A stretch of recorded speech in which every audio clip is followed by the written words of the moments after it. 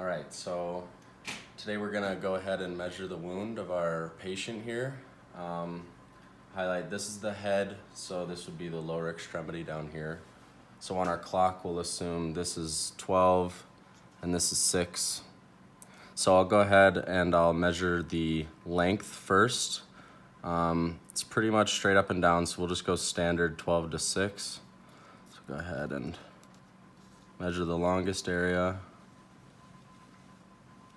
So we're at about 5 centimeters exactly on the length. And when I document that, I would just say 12 to 6, standard position. Now for the width, I'll go perpendicular to my length, which would be about right here. You can see that. So it's about 3.1 centimeters perpendicular to the length. So now I'm gonna go ahead and measure the depth here. Actually, I'll set this down. Deepest point's about right in the middle. Use my other applicator.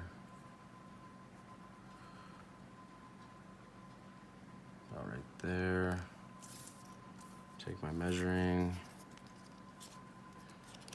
Backwards here, so 1.4 centimeters for the depth, and that was right down the center. So now for the undermining portion. As you can see, the undermining is from about 10 to 2 on our clock here, with the deepest portion close to 10 o'clock on our clock. So I'll go ahead and measure the depth there. It's pretty short, but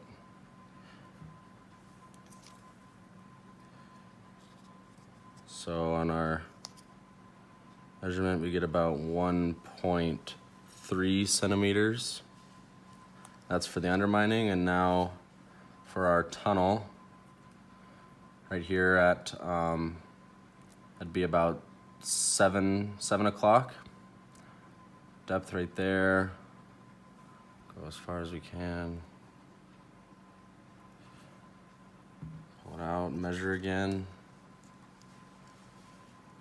So about 1.3 centimeters again for the tunneling.